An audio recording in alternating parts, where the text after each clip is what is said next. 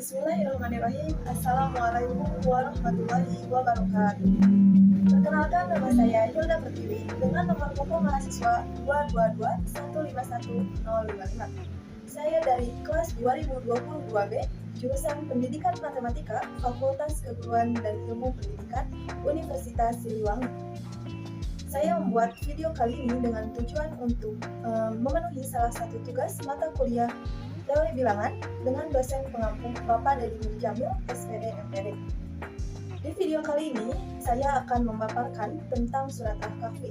Di antaranya yang pertama ada tentang penjelasan surat Al-Kahfi, yang kedua tentang asbabun nuzul surat Al-Kahfi, yang ketiga tentang kisah-kisah yang terdapat di dalam surat Al-Kahfi, yang keempat ada tentang hikmah dan keutamaan surat Al-Kahfi, dan yang terakhir pembacaan surat Al-Kahfi ayat 1-10.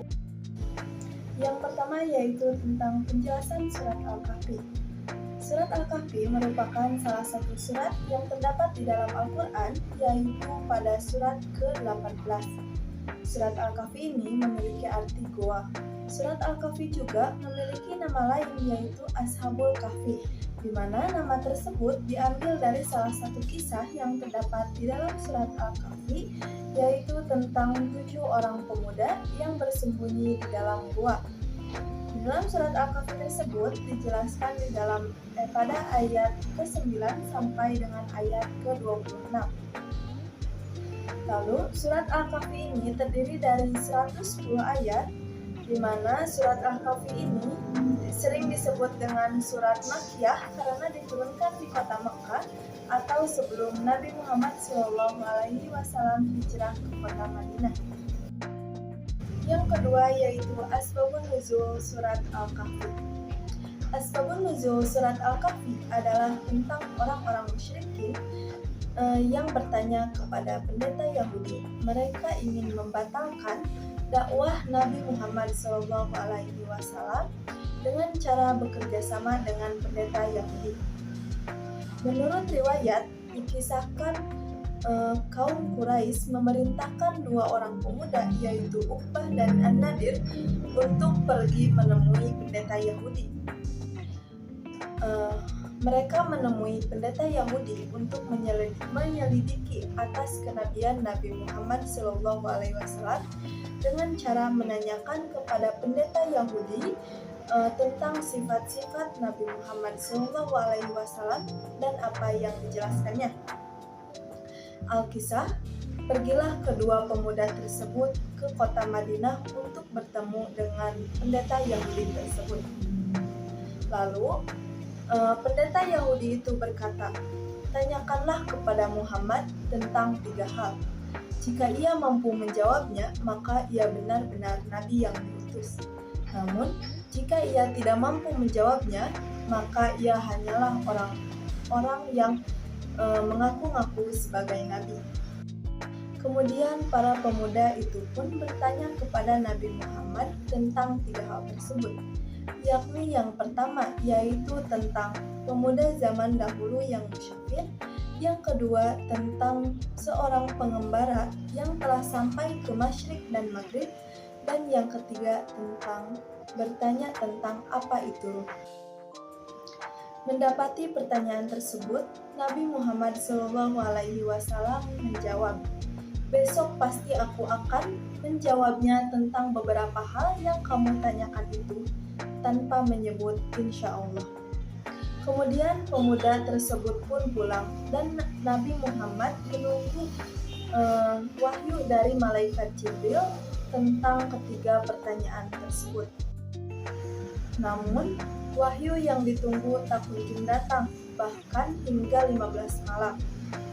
Kaum Quraisy mulai goyah dan Rasulullah sedih karena wahyu atau jawaban yang Allah turunkan tidak kunjung datang, sehingga Nabi Muhammad tak tahu harus menjawab apa kepada kaum Quraisy.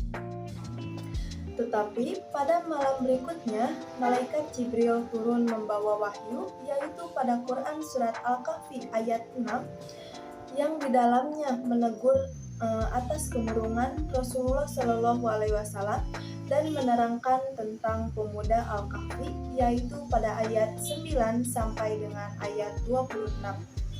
Lalu tentang seorang pengembara pada ayat 83 sampai 101, dan tentang apa itu ruh pada Quran Surat Al-Isra ayat 85. Selanjutnya, saya akan menjelaskan tentang kisah-kisah yang terdapat di dalam surat Al-Kahfi, yaitu yang pertama tentang kisah 7 orang pemuda atau biasa disebut Ashabul Kahfi. Kisah ini diawali dari ayat ke-9 sampai dengan ayat ke-26. Di dalam kisah ini diceritakan tentang sekumpulan pemuda muslim yang hidup di negeri kafir. Mereka bertekad hijrah untuk menyelamatkan agamanya. Mereka mendapatkan berbagai fitnah dalam dakwah dan perjuangan dari kaumnya. Lalu Allah melindungi dan menjaga mereka melalui gua dan sinar matahari. Kemudian, ketika mereka tersadar dari tidur panjangnya, mereka mendapati kaumnya telah berubah.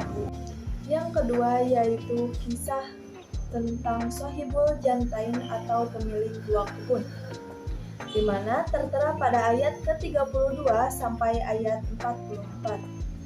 Di dalam kisahnya diceritakan seseorang yang Allah karuniakan kebun, namun ia tidak pernah pandai bersyukur.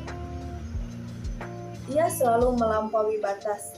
Ia tanggalkan prinsip-prinsip keimanan dengan celaan dan keraguan. Ia tidak pernah pandai bersyukur atas nikmat yang diberikan oleh Allah, sehingga ujungnya dengan kekufuran dan kesyirikannya itu, semua tanaman yang ada di kebunnya hancur. Yang ketiga yaitu kisah tentang Nabi Musa dan Nabi Khidir alaihi salam. Kisah ini tertera pada ayat ke-60 sampai ayat ke-82. Kisah ini bercerita tentang fitnah ilmu, di mana ketika Nabi Musa ditanya, siapa penduduk muka bumi ini yang paling alim atau pandai? Lalu Nabi Musa menjawab, saya. Allah Subhanahu wa Ta'ala mengabarkan kepada Nabi Musa bahwa di sana ada manusia lain yang lebih dari dirinya. Kemudian Nabi Musa pergi untuk belajar bertanya. Lalu Nabi Musa benar-benar paham bahwa ada hikmah ilahiyah yang Allah berikan kepada selainnya. Dan Nabi Musa pun tersadar dan ingin berguru kepada Nabi Khidir, namun ditolak. Lalu yang keempat yaitu kisah tentang Zulkarnain. Kisah yang menceritakan tentang Raja Mulia yang menguasai ilmu dan kekuatan ini dimulai dari ayat 83 sampai ayat 101. Di dalam kisah ini, ia mampu mengelilingi dunia dan menebarkan kebaikan di muka bumi ini. Ia mampu menolong manusia di atasnya. Ia juga mampu membendung kejahatan Ya'juj dan Ma'juj dengan membangun tembok raksasa atau benteng yang di dalamnya mengurung manusia perusak kejahatan tersebut. Dan keistimewaan lainnya yaitu ia mampu berkomunikasi dan mengorganisasi kekuatan kaum yang hampir-hampir mereka tak kuasa memahami perkataan dari manusia lain dan tidak bisa memahamkan mereka dengan tutur katanya. Yang selanjutnya saya akan menjelaskan tentang hikmah atau keutamaan membaca surat Al-Kahfi. Di antaranya yang pertama, diterangi cahaya keberkahan. Yang kedua, terhindar dari fitnah dajjal. Yang ketiga, sebagai pengingat hari kiamat. Yang keempat, diampuni dosa oleh Allah Subhanahu wa Ta'ala. Yang kelima, terhindar dari godaan syaitan. Dan yang terakhir, mendapatkan ridho dari Allah Subhanahu wa Ta'ala. A'udzu billahi minasyaitonir rajim. Bismillahirrahmanirrahim.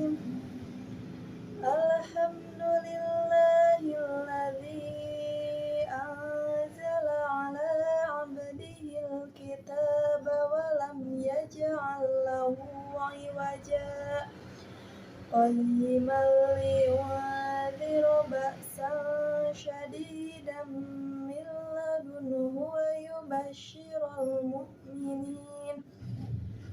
ويبشر المؤمنين الذين يعملون الصالحات أن لهم أجرا حسنا ماكثين فيه أبدا وينذر الذين قالوا اتخذ الله ولدا ما لهم به من علم ولا لآبائهم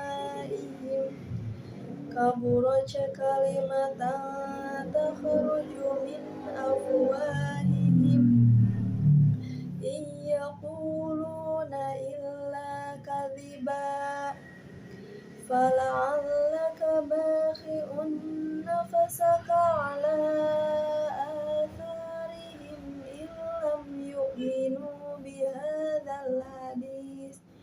بهذا الحديث أسفا إنا جعلنا ما على الأرض زينة لها لنبلوهم أيهم أحسن عملا وإنا لجاعلون ما عليها صعيدا جرزا أم حسبت أن أصحاب الكهف والرقيم كانوا من آياتنا عجبا إذا أوى الفتية إلى الكهف فقالوا ربنا آتنا من لدنك رحمة وهيئ لنا من أمرنا رشدا صدق الله العظيم.